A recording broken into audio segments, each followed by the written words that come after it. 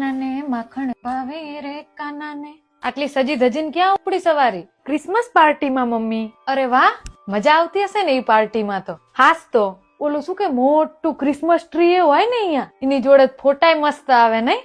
હા, તું જા, એનો મને કઈ વાંધો નથી. મારા સવાલના જવાબ આપતી જા. આ ક્રિસમસ નો તહેવાર કેમ ઉજવવામાં આવે? સાન્તા ક્લોઝ કોણ હતા? ક્રિસમસ ટ્રી નું મહત્વ શું? કઈ જ ખબર નથી. ફ્રેન્ડ જાય એટલે જવાનું, ફ્રેન્ડ કરે એટલે કરવાનું.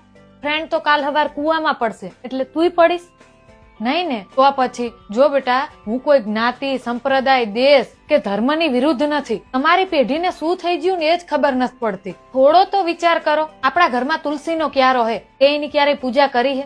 તમે આ ક્રિસમસ મનાવો એના વિરુદ્ધમાં નથી હું, પણ આપણી સંસ્કૃતિને ભૂલો ને અહીંયા વાંધો પડે. તું મને એક વિદેશી એવો બતાય કે જેને રામનવમી કે જન્માષ્ટમી ઉજવી હોય. આપડા અહીંયા તુલસી વિવાહ કેટલા ધામધૂમથી થાય. એક ફિરંગી મને એવો બતાય કે જેને તુલસી વિવાહનું આયોજન કર્યું હોય. બન્યું કોઈ દી?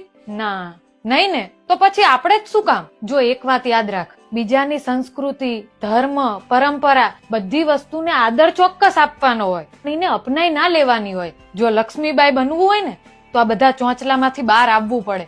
મારી ફરજ હતી માત્ર તને સમજાવવાની, બાકી તું ખુદ સમજદાર છું.